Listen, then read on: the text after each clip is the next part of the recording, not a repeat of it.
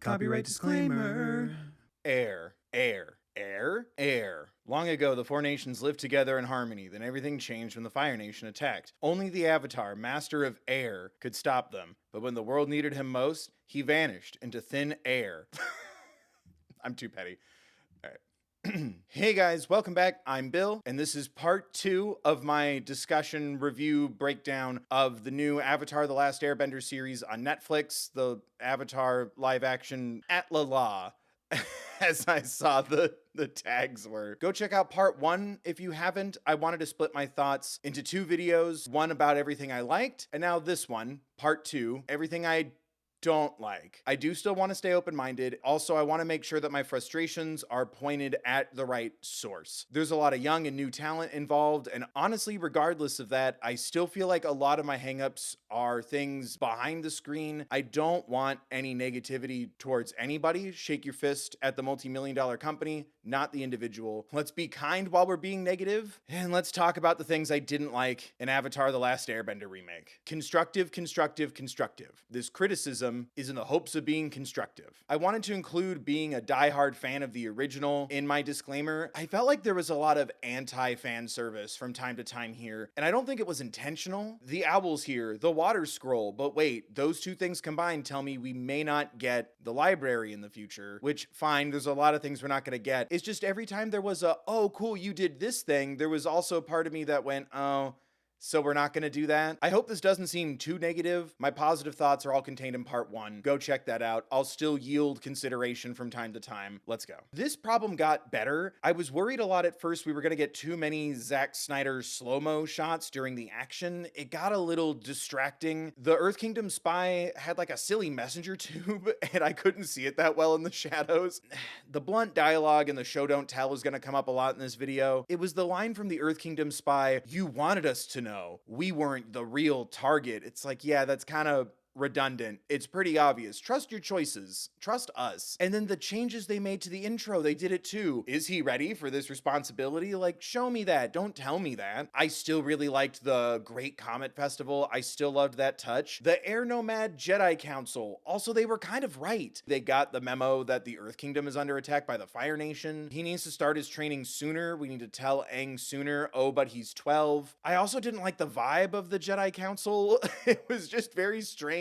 They're like darkly lit and ominous. This one's pretty big. Aang didn't run away. He just went for an Olivia Rodrigo with Appa. He went for a drive. And then later when we talk about how he abandoned everyone, the Avatar was missing, it's like, it really wasn't his fault. He didn't leave a note. He didn't run away. He just went to clear his head. He had a long, confusing show don't tell monologue with Appa where he tells us that he's fun-loving and he loves banana cakes. Like, let me see that. Especially the Comet Festival. Like, that would have been a great, the other kids don't want to play with me because I'm the Avatar stuff. I don't get why Katara didn't free Aang. Katara and Sokka were still arguing. I don't get why Katara didn't have a waterbending outburst. Instead, we went on like a water ride from a theme park. I blame modern entertainment for this. If this was a Disney property, I would have been like, coming soon to Disneyland. It weirdly felt like Aang would have been freed from the iceberg regardless of if Katara and Sokka were there. It worked with how vibrant Aang was in contrast to the white and blue of the Southern Water Tribe. Everyone else's costumes just looked too fresh. This didn't look like this town was struggling in the costuming. It was a little distracting at first, but I got used to it. It should have been dirtier, more worn, more patches. It's a little nitpicky. Aang having the bison whistle already, and it works. It's like, that was kind of part of the mystique of it, is does this even work? Something Aang had to just kind of put his faith in when he needed it.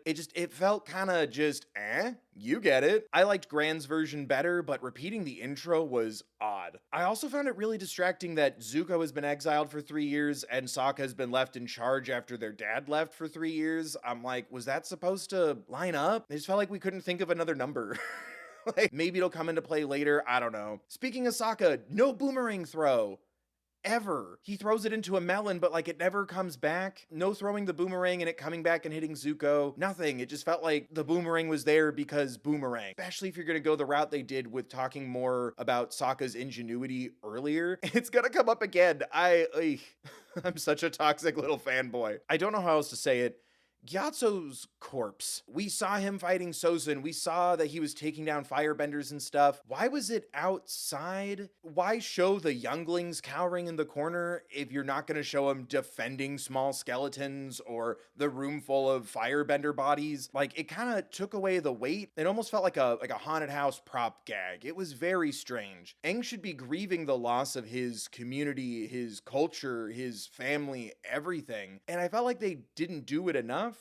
This feels like a production thing. The Avatar state with like his full face in CG looked kind of gummy and plasticky and rubbery. It looked great in a more establishing shot. The actor still did a good job. There were moments where I could still feel that pain. I wish Zuko got a little more angry. It could be a budget thing. I just feel like Zuko getting angry without, breathing fire or fire bending, it fell a little too much on the actor. And I don't think that's very fair. The actor still did a good job. It's just without the fire, without those magic outbursts, it felt kind of hollow. And that's not the actor's fault. I said this in my Things I Liked video. If you have to condense it, Gran kind of sneaking the water scroll into Katara's bag was great. She gave a weird look to the camera, and I'm like, this is a direction thing, but it looked like it was about to become Gran's story. Like, this is the day that I die. Some of the jokes kind of felt flat, especially at the beginning, and I think it's because I've seen the beginning 3 times, so I'm kind of over the intro of it at this point if it's not the original. Well, he looks like a Momo, you look like a Sokka, he looks like meat, and then it cuts to cooking meat in a marketplace. I just felt like that could have used a little punching up, just Sokka going, oh yeah?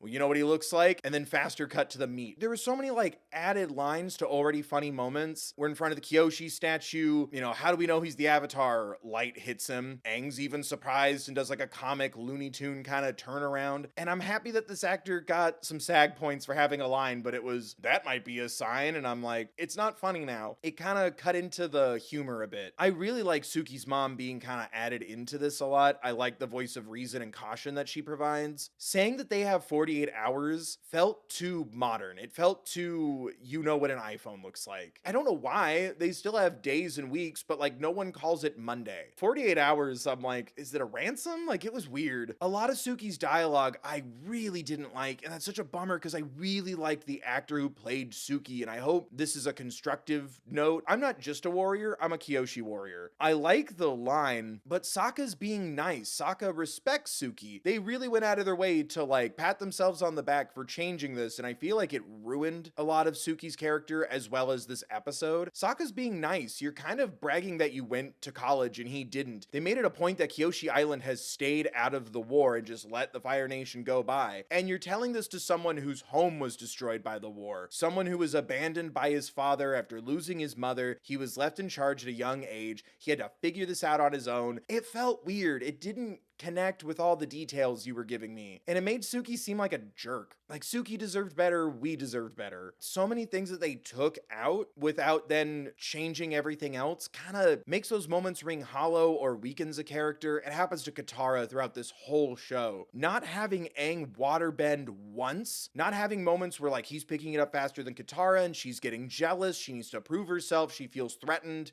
she's limited in what she knows about her own culture, about her own bending. It really zapped so much of Katara's agency and character to not have Aang waterbend once. We're missing that dynamic in the group. We're missing that element from Katara and from the Avatar. If I could just sum this up in one big complaint, he doesn't waterbend, and it's weird. I felt like we were missing a big part of Iroh's love and appreciation for other cultures, that he never gathered artifacts or artwork. It felt too haha food. It felt too repetitive. He kept just grabbing food. One white lotus tile and a line about the architecture, but I wanted him to appreciate other cultures more. I still love that they nailed the banging into the pole moment on the airball. No, check this out. No marble. He's holding a thing floating in his hands. He couldn't have even done it with that. Haha, check this out. They could still do it later.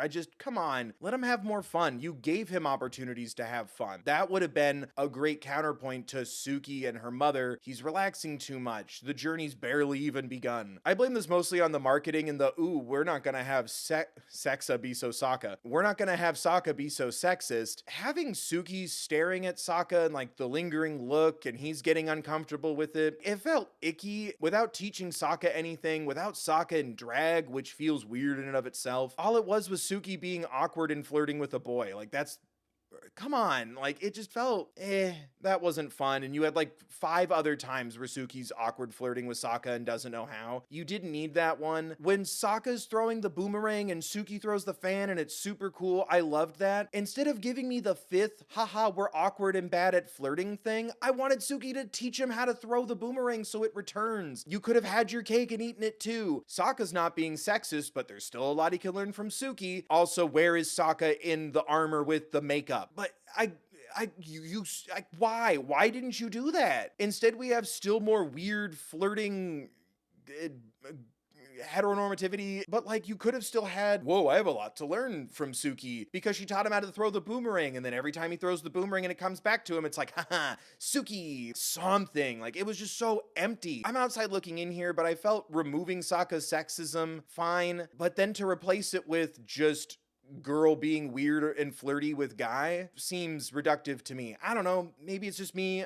Maybe I'm just ignorant. Like I was so bummed. I just remember going, oh, she's got to teach him about a boomerang. Like this is so sick. Nope. Aang having an airbending accident in a flashback. I think it's stronger and better that he has a firebending accident and refusing to firebend. It sets up who he's going to learn firebending from and to be mindful of firebending. He's not taking this seriously enough. It's that anti-fan service I talked about. It makes me worry you're not going to include it. Maybe they still will. I hope they still do. It means more when it's firebending. They called Appa a flying cow, and all I could think was, oh, so cows exist here? Not a bear cow, a hog cow, bison cow, just a cow? Again, so are you gonna do the bear? Is it a platypus cow? It felt like an easy mistake, but I was still like, there's a lot of money and talent here. Like, look out for that. No Sokka drag feels yucky. Sokka not being in Kyoshi armor, not being in Kyoshi makeup, it feels end of Legend of Korra staring contest. I wish I didn't feel that way. It also stands out more when literally the Fire Nation shows up. Zhao is being told, we're not ready to accept visitors right now, while Sokka's standing behind her in an establishing shot in blue-ass Water Temple blue. Maybe if he was wearing the same outfit as everyone else, no one would notice.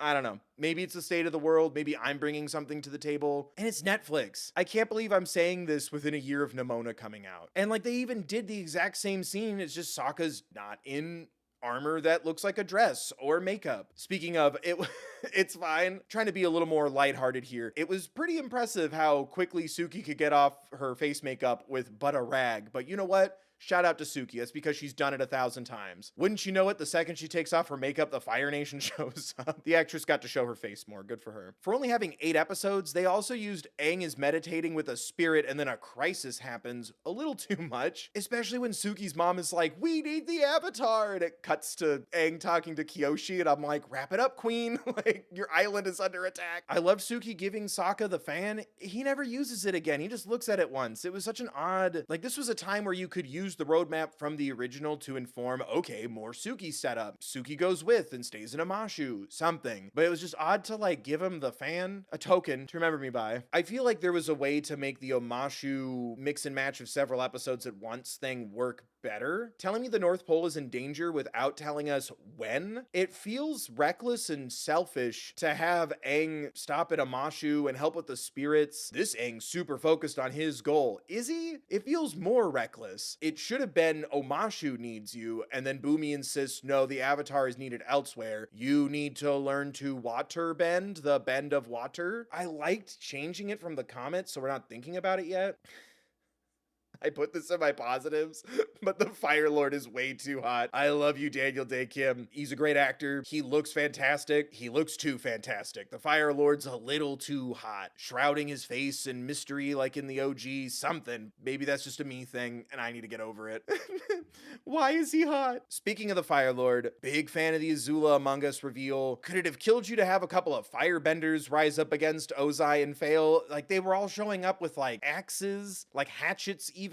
Like, it was, I just went, yeah, this wasn't gonna work. Aang keeps talking about waterbending, and yet never tries it. While it was a good idea to combine so many stories, I felt like Amashu was a little too messy. I feel like they just needed another draft with the script. Have everyone stay with the freedom fighters in the city. I feel like there's just a way you could have done it smoother. They're disguised in Earth Kingdom clothes, and then immediately take them off, and it makes everything so confusing. The slow-mo Zuko notices Katara's blue scarf. Is he dense? Like, the blue outfit was right in front of you. I've seen a lot of people talk about whether or not that's a Zutara hint, and I I don't know, and to me it just reads as he wasn't supposed to recognize them initially. Keep them in disguise. It would have also been cool to see Aang have to hide that he's the Avatar for the first time. I loved the Cabbage Man fake outs. I really did. Then when it had the big, my cabbages, and it had like 2 shots and like this big dramatic, it went on too long. It felt like it was making fun of me instead of going, we love this too. It was such a weird vibe. Like, that second shot shouldn't have been there. That's not where the pacing and editing issues kind of stop for me. We have the explosion, which again reads differently in a populated city, and I don't feel like we really utilized that. The explosion happens, we go inside and talk about how my dad's a tinkerer, and then we go back outside a couple minutes later, and then we see the civilians impacted by this. I literally was thinking to myself, is everyone okay? Was that just an empty building? Is everyone all right?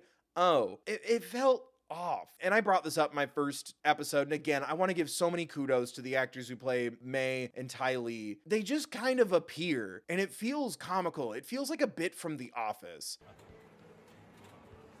If someone didn't know this show, do you know their names? Like, it was so weird, and it sucks because like they were so good with what little crumbs they were given. They looked great. May's just freaking with their fingies with the little knife thing. Like, that's a skill. It felt like they were just done really dirty. Don't put them in season 1 if you don't have a plan for them to be in season 1. And then to have her say, oh man, Zuko's so lucky. Dude, when we don't get set up how miserable and apathetic you are, and also how kind of dry and sarcastic you are, it just read kind of different. And again, that's not on the performance. Azula saying in the game was just cringe. She delivered the best she could.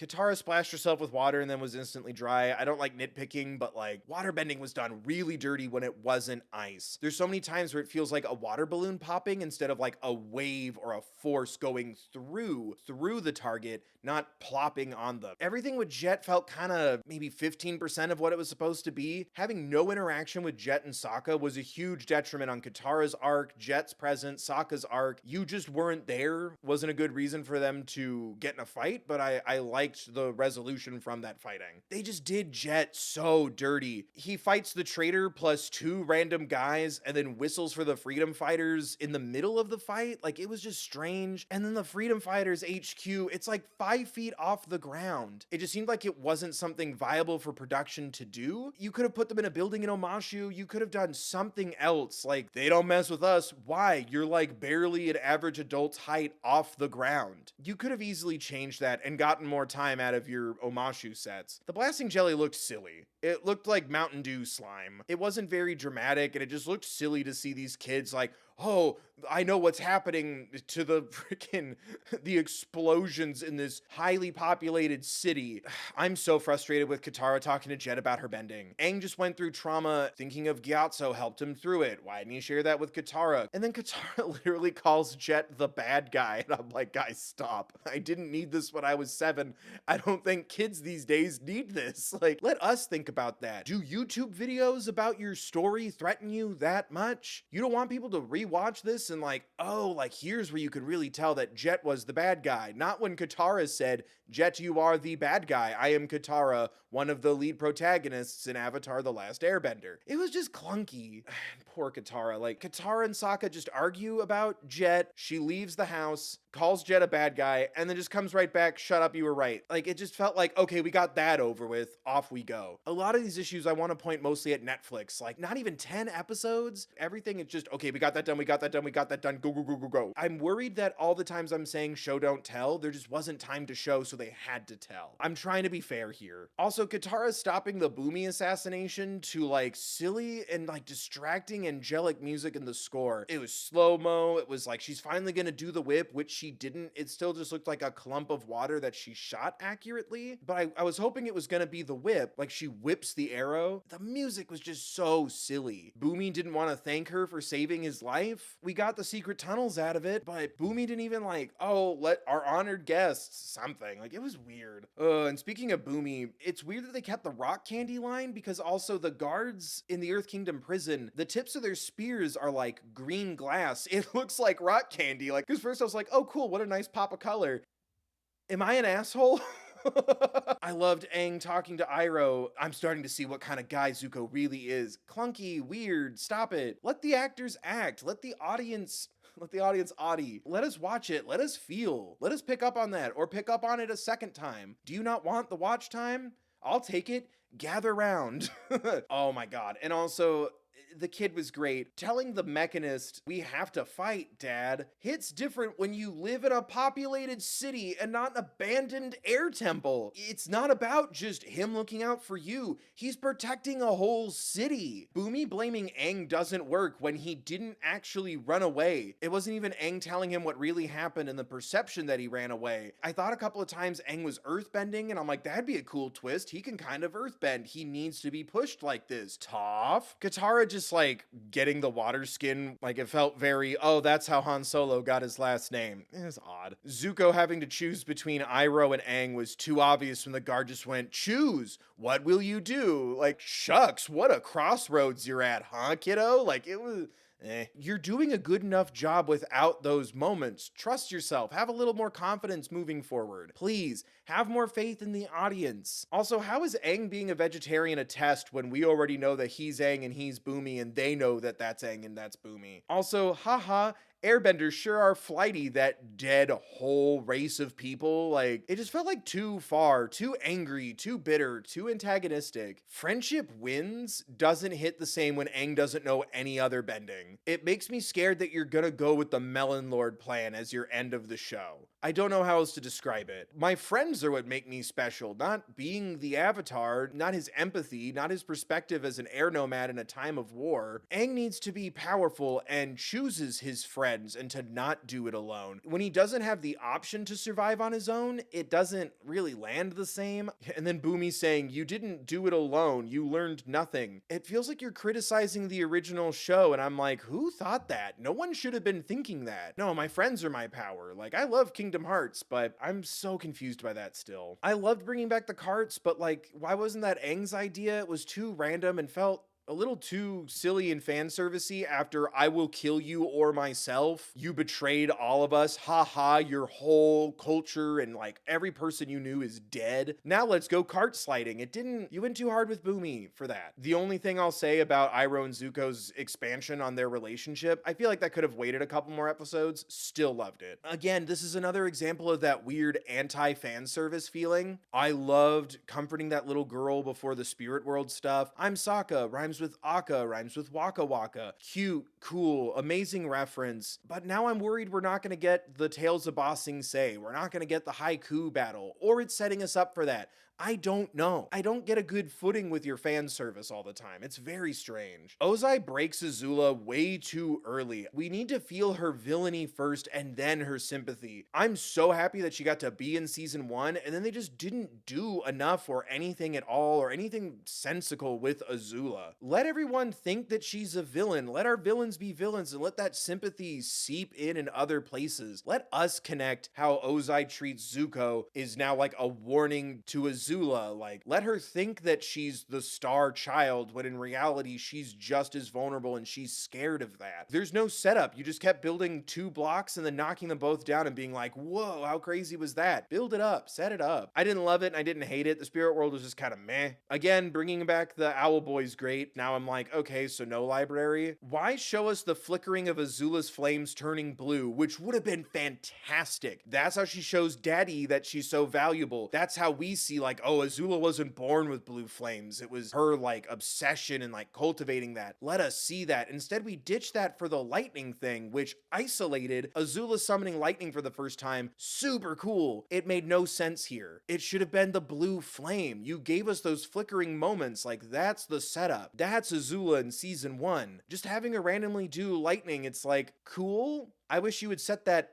up more. And like the Azula lightning thing matters the most when we talk about redirecting lightning with Zuko. On its own, it just feels like, yeah, that's cool. It should have been the blue flame. Not even the Fire Lord does the blue flame. That's still one of the coolest initial things about Azula. First time you see that blue flame, it's like, oh, damn, this kid is scary. You blue-balled me with the blue flame. It was just set up for nothing. And I'm sure we'll get something in season 2, but this was the time to do it. Yeah, why set up the blue flames if you're just just gonna ditch it for the lightning? We should have seen her practicing for the lightning. Like, if you're gonna do the lightning, let's see her try and fail at lightning. Heibai was great. Too bad we ditched him. We're just gonna plant the acorn and talk to his statue. It was weird. Like, we ditched Heibai too quickly for Ko. Ko was still amazing. I kind of wish we had seen Monkey Otso, like, tell Aang, hey, here's the stuff about Ko. Save Roku for later. But I also loved Roku. The Spirit World trauma scenes were great. They took way too long, and it started to get confusing. Katara's mom wouldn't have talked so openly about Katara learning to waterbend if people are still getting captured. Katara's mom was a good mom, unless something happened in the books I don't know about. And same with Sokka's. Like, it took way too long. I guess his dad is a jock and hates that his son likes theater and math. It took too long to tell us something we already kind of knew. At least we got to see their parents. Good for those actors. Sokka talking with the fox was great. It was weirdly charged at moments.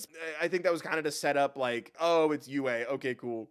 I'll never get over a fox just saying pain. And I'm like, dude, that's all you need. That's my nightmare. I really wish present day Zuko earned the respect of his crew like he does in The Storm. I don't want to talk about comparing it directly to the original too much. I wish we had just gotten a little more of present day Zuko growing into the leader we want him to be. I guess we're okay with him calling us an idiot now, because he saved our lives 3 years ago. Iroh saying you should be loyal to Zuko and not the Fire Lord was just like too on the nose. I guess I just don't think people are that stupid. Maybe I'm too nice. Maybe I'm too optimistic. Roku's Museum of Artifacts was a very obvious and weird setup. It's better than having to, like, go to another place to get the MacGuffin. I wish we talked more about the Mother Faces. I guess I'm reading the books, because that sounds cool. I didn't feel it quite as much with Kyoshi, but the Roku scene felt like it was just on a soundstage. Genuine question, is it okay to ship June and Iroh? Because I totally do now. Is Iroh ready for that? Am I ready for that? Gyro? Irune. One of the archers knocking off Iroh's hair holder thing was just like super silly and felt too disrespectful. Is he not still the Dragon of the West? They haven't gotten in that much trouble yet. The guards talking about birthday parties and wine was just a little too,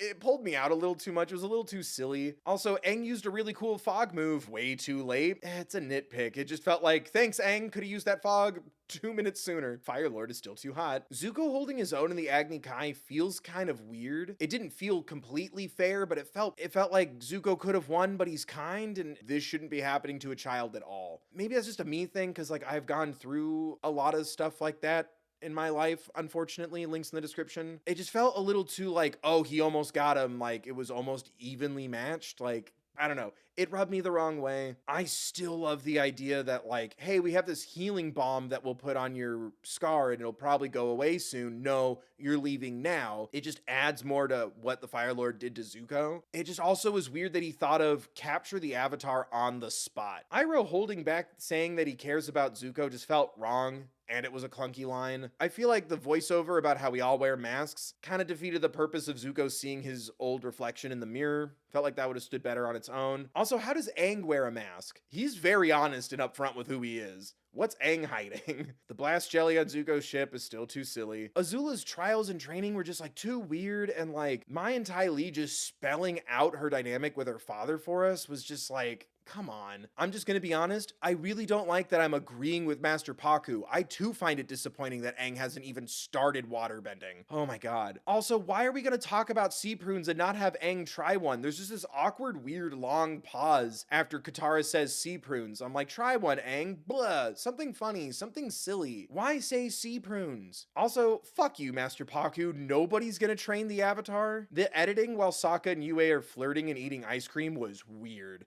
All right. Yue breaking off her own arranged marriage felt so reductive to reality. That's not how an arranged marriage works. My grandma had an arranged marriage, and you know the first time I really got to understand and appreciate that because she wasn't ready to talk about it yet? Avatar: The Last Airbender. My grandma left an arranged marriage. That was very brave of her. Our grandmother was in an arranged marriage, and she left her home. That's so brave of her. And I sat there as a kid and went, my grandma did that. My grandma is brave. I love you, grandma, if you're watching this video right now. It really pissed me off. And to do what? It also destroys Yue's character. This girl had no agency in her life until she chose to become the next moon spirit. And even then, that's not much of a choice. All this shit, the sexism with the healing, it all could have tied together and you could focus more on the systemic issues because in this version, Han's a nice guy. In this version, he's just a nice guy.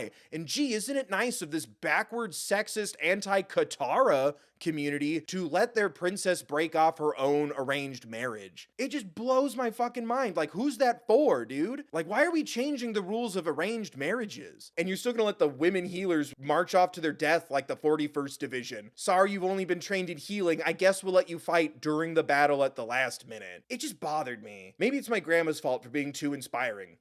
Sorry, Mom, I shouldn't have seen you be a single successful mother when I was growing up. I'm biased. I'm sorry, I love my grandma, and she's an incredible lady.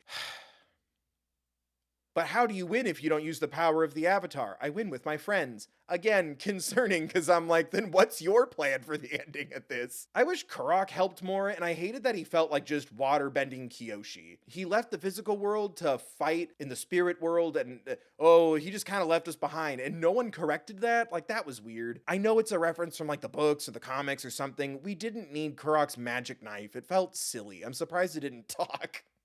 Also, it was weird to see Yue and Sokka flirt and kiss right in front of Aang's salad like that while he's meditating. It was just, I promise this is the last time I'm bringing up that stupid article. No sexist Sokka, but we're gonna get super sexist Aang. I know the idea is he's thinking of something other than the women aren't allowed to fight thing, but yeah, Katara, they're right. Maybe you shouldn't fight, parentheses, I'm worried about you and I don't want my friends getting hurt, end parentheses. It was just awful. What the what the hell was that? Finally, a sexist Avatar. These are the changes I needed.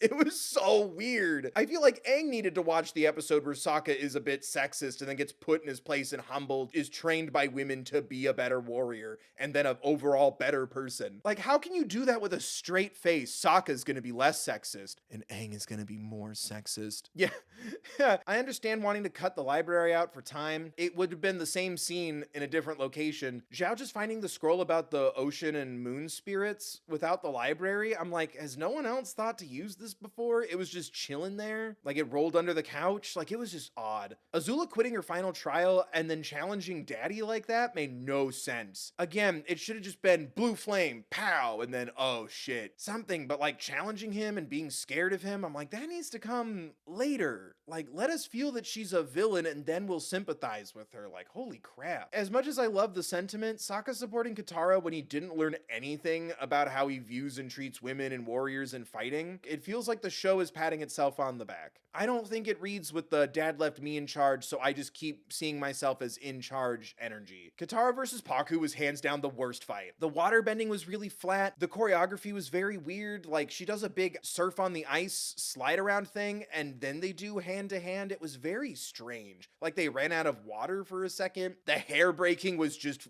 absurd. Come on, guys. She got knocked into the water. She stands up. Her hair's loose. Done. It doesn't need to be beat for beat from the show, but when you look more cartoony than the cartoon, fix it. Look at the source material. It's okay. Like, no one's gonna be mad that you took a moment from the original. We like those parts. At least I do. I feel like most people do. I can't believe that they had her Iceman. Like, it was so weird. I also didn't like going instantly from some people are starting to respect you, Katara, to the guess the Fire Nation's here. It just too fast.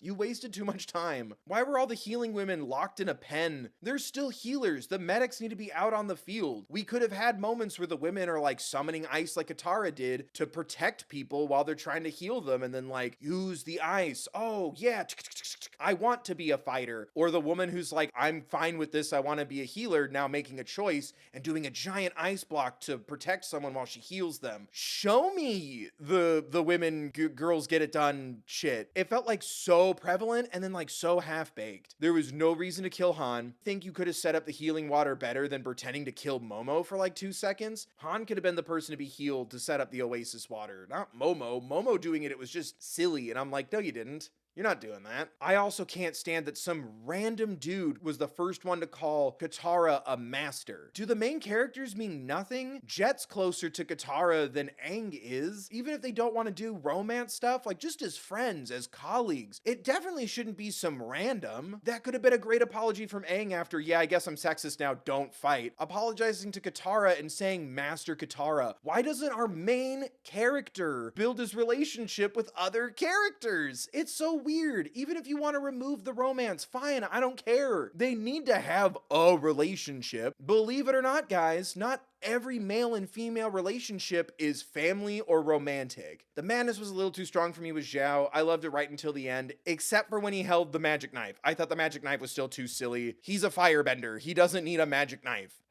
Why would you say lost puppy? Do plain animals exist in this world? A lizard dog, a kitty dog, a cat dog. That'd be a fun Nickelodeon reference. Something. Just saying lost puppy, I'm like, oh, puppies exist here? Not a bird puppy? A platypus puppy? Oh, a platypus puppy. I still love Zuko and Katara's final fight. When they're talking to each other at the ice wall, there's a shot where it's like, oh, well, now it's too small. Now it feels silly. It feels like they could just, hello. Yeah, Zhao gets way too cartoony after killing the moon. The Master of Three Elements line Zhao says at Aang would be great if Aang knew more than one element. I also wish that Iroh had maybe said something to the child sacrificing himself. I feel like Iroh was just there in the Oasis because he's there in the original show. Rest in peace, Han. Your character was too small. Your death scene was too long. I'm still really happy for that actor, and I felt like he was super underutilized. I loved Zhao and Zuko's fight until the end when Zhao just gives away, I was working with Azula. You were the fire that forged her blade. Stop explaining it, dude. Who is that for? Let Zuko figure that out. Let Iroh figure that out and still wait for Zuko to figure it out. It felt too over the top melodramatic, and it felt like, oh, this idea where we have literally said that Azula is working with Zhao and we've seen it several times, it was too cool and too subtle. We need to say it one more time. It just felt like we're shredding away all the subtlety and nuance of the stories and characters. Even when you add and change things for your own story, it was weird. I don't like being that guy, but how did Aang hear Katara from so far away and underwater? After Aang destroys the fleet, which was really cool, after Yue sacrifices herself, which was really beautiful, we have all these grim and then also comedic moments of dialogue and introspective, who am I? You're gonna waterbend, we're a team, we're gonna figure this out, we're gonna save the world. There's still fire going on in the background. Buildings are still on fire. Go put out the fires. Why are we joking around about Sokka and food? Why are we talking about all these good things we're gonna do for the world and how we're gonna be friends and we have each other's back and we're gonna work as a team? You will learn waterbending as the North Pole is still on fire behind him. It was so weird and distracting. Can we cut the digital fire? Let me save you some money. Remove the digital fire. It was just so silly. Somebody train Aang, please. Also, Master Pakku just had the healing water on him during the whole battle. No one used it on Han. He didn't use it on anyone else. Why didn't this take place a day after? It could be after the memorial for the fallen. Something. Why was it right after? Everyone's still bloody. Everyone's still dirty. Here's the healing water. I don't care about the people I live with or the soldiers who just died in front of me or people who might need it. Here you go. It was very, like, why? Azula just randomly gave a speech at a Mashu. No cool blue fire, nothing. I almost didn't recognize her with her helmet on. Like, it was a very strange ending to that character. I wanted her to like shoot blue fire in victory or something. She just gave a weird Game of Thrones speech. I also keep finding it so funny that like Sozin's comet is still in play. Great tension, great excitement. We know what's about to happen if we know the show. And then he sets it on fire and I'm like, dude, is this thing expensive? Is it supposed to set on fire? It was just silly. But yeah, there you guys go. Those are all the things I didn't like about the new Avatar: The Last Airbender live action remake on Netflix. I hope you enjoyed part one. I hope you enjoyed this one too. I'd love to know what you guys think, what you think of this format. Let me know in the comment section down below. Don't forget to like the video, subscribe, ring the bell. You get it. Come say hi while I stream on my gaming channel, Build Chill Gaming, on Mondays and Thursdays. That's linked in the description with my merch store, as well as a card for social awareness, mental health, crisis lines, Trevor Project resources, things like that, should you or someone you know need them. Remember to grab a mask if you're heading out. Be mindful of others. And remember to take care of yourselves, please.